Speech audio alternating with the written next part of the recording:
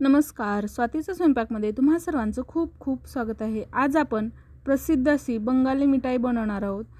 बेंगॉली मिठाई ही भारतातच काय जगभर प्रसिद्ध आहे, तर त्यातलीच ही एक आहे जी फक्त दूध आणि पनीरपासून बनते। बऱ्याच वेळा आपल्याला काही पदार्थ बनवायला खूप अवघड वाटतात, पण ही मिठाई बनवायला खूप सोपी आहे आणि फक्त 2 पदार्थापासून बनून तयार होते। तर याला कलाकंद म्हणतात। चला तर आपण कलाकंद बनवायला सुरू करूया। तर इथं मी गॅसवरती पॅन ठेवलेला आहे, त्यामध्ये थोडंसं पाणी घातलेलं आहे आणि इथं अर्धा लिटर फुल क्रीम मिल्क घेतलेलं आहे। आता हे दूध आपल्याला छान असं उकळवायचं आहे आणि आटवायचं आहे या दुधाला। तर गॅसची फ्लेम मी हाय केलेली आहे। दुधाला छान अशी उकळी आली की याला आपण ढवळत राहायचं आहे, जेणेकरून हे चिकटणार नाही तळाला। तर इथे बघू शकता अशा पद्धतीने आपण हे दूध सारखं ढवळत राहायचं आहे आणि हे आटवून घ्यायचं आहे। तर इथं आपल्याला दूध हे जवळ उभा राहूनच हे आटवून घ्यायचं आहे, असं सोडायचं नाही दुधाला, नाहीतर तळाला चिकटतं किंवा यामध्ये अशा लच्छेदारपणा येत नाही दुधामध्ये याला न हलवता जर आटवलं तर। तर इथे सारखं आपल्याला हे ढवळत राहायचं आहे। गॅसची फ्लेम हाय करायची आहे, त्यानंतर थोडीशी मीडियम करायची आहे। असं करत करत आपल्याला हे दूध आटवायचं आहे। तर इथं मी दुधाची कन्सिस्टन्सी निम्मी झाली, आटलं निम्मं दूध की यामध्ये एक पदार्थ टाकून घेणार आहे। जर तुमच्याकडे दूध पावडर नसेल तर तुम्ही दूध आटवून घेतलं फक्त तरी चालेल, पण माझ्याकडे दूध पावडर होती तर इथं मी अर्धी वाटी दूध पावडर घातलेले आहे आणि हेही आपल्याला मिक्स करून घ्यायचं आहे यामध्ये चांगलं।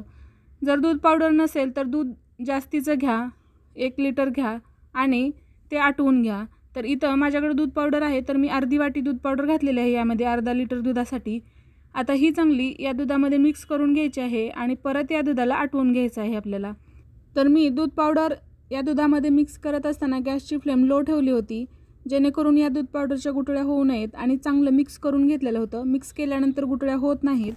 तर आता परत आपल्याला हे दूध अजून आटवायचं आहे। आता निम्मं झाल्यानंतर मी दूध पावडर घातली होती, निम्मं दूध आटल्यानंतर त्यानंतर आता आपल्याला अजून निम्मं दूध आटवून घ्यायचं आहे। याची क्वांटिटी ही निम्मी झाली पाहिजे। तर इथं गॅसची फ्लेम हाय आणि मीडियम करत करत मी याला सारखं ढवळत राहणार आहे। आता इथे तुम्ही बघू शकता दूध बऱ्यापैकी घट्ट झालेलं आहे आपलं।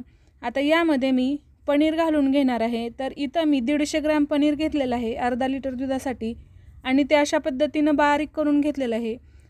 हवं तर तुम्ही किसूनही घेऊ शकता, मी एकदम बारीक असं स्मॅश करून घेतलेलं आहे, बघू शकता। आता हे आपल्याला या दुधामध्ये ॲड करून घ्यायचं आहे आणि यालाही आपल्याला घट्टसरपणा आणायचा आहे। तर आटवून घ्यायचं आहे, हलवत राहायचं आहे, सारखं मिक्स करत राहायचं आहे। तर पनीर घातल्यानंतर परत आपण गॅसची फ्लेम हाय करायची आहे आणि चांगलं ढवळत आपल्याला हे दूध आटवून घ्यायचं आहे। तर इथे तुम्ही बघू शकता अशा पद्धतीनं मी सारखं याला ढवळत राहणार आहे, जेणेकरून ते तळाला चिकटणार नाही। आता इथं बऱ्यापैकी दूध घट्ट झालेलं आहे आपलं। पनीर टाकल्यानंतरही याची कन्सिस्टन्सी बघू शकता, चांगला दाटसरपणा आलेला आहे दुधाला। आता हे दाटसरपणा आल्यानंतर आता आपण यामध्ये साखर ॲड करून घेणार आहोत। तर इथं मी अर्धी वाटी साखर घातलेली आहे। तुम्ही तुमच्या टेस्टनुसार साखर कमी जास्त करू शकता, हवी असेल तर तुम्ही पाऊण वाटीही यामध्ये घालू शकता। मी इथं अर्धी वाटी घातलेली आहे।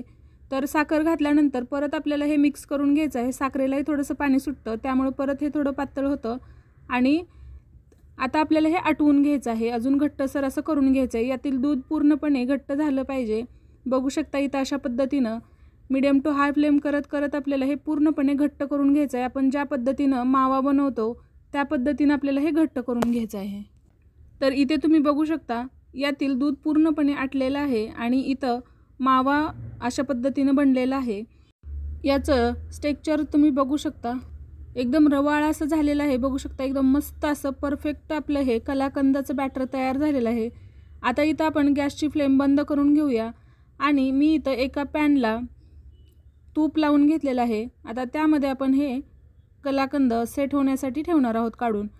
तर इथं आपण जे दूध आटवून याचा मावा बनवून घेतलेला आहे ते या पॅनमध्ये काढून घेऊया आणि याला सेट होण्यासाठी ठेवायचं आहे। तर यावरती तुम्ही आवडत असतील तर ड्रायफ्रूट्स घातले तरीही चालतील, तर मी इथं नाही वापरले। मी इथं हे सर्व व्यवस्थित असं पसरवून घेतलेलं आहे, त्यावरती केशर घातलेलं आहे डेकोरेशनसाठी। तुम्ही ड्रायफ्रूटचे तुकडेही घातले तरी चालतील। आता 1 ते 2 तासासाठी आपल्याला हे थंड होण्यासाठी ठेवायचं आहे, पूर्णपणे नॉर्मल टेम्परेचरवरती थंड करून घ्यायचं आहे। आणि आता आपल्याला हे कट करून घ्यायचं आहे. तर तुम्ही इथे बघू शकता किती मस्त असा आपला हा कलाकंद तयार झालेला आहे. तेही 2 साहित्यामध्ये एकदम मस्त परफेक्ट असा कलाकंद बनलेला आहे. एकदम रवाळ टेक्स्चर आहे याचं, खाताना खूप टेस्टी लागतो रवाळ रवाळ कलाकंद. तर यावर्षी रक्षाबंधनला किंवा कोणत्याही सणाला तुम्ही घरच्या घरी एकदम अर्ध्या ते पाऊण तासामध्ये तुम्ही कलाकंद बनवू शकता. अजिबात बाहेरची मिठाई आणायची गरज नाही, ज्यामध्ये भेसळ असू शकते. घरच्या घरी तुम्ही बनवून हेल्दी मिठाई खाऊ शकता. तर या वर्षीच्या सणासुदीला घरच्या घरी एकदम घरगुती स्टाईलमध्ये पण टेस्टी कलाकंद बनवा आणि आपल्या फॅमिलीला भेसळीपासून वाचवा. तर इथं फक्त 2 साहित्यामध्ये हा कलाकंद एकदम परफेक्ट असा बनून तयार होतो. तर ही रेसिपी आवडली असेल तर लाईक करा, शेअर करा आणि सबस्क्राईब करा. सोबतच बेल बटन दाबायलाही विसरू नका. रेसिपी पाहिल्याबद्दल धन्यवाद.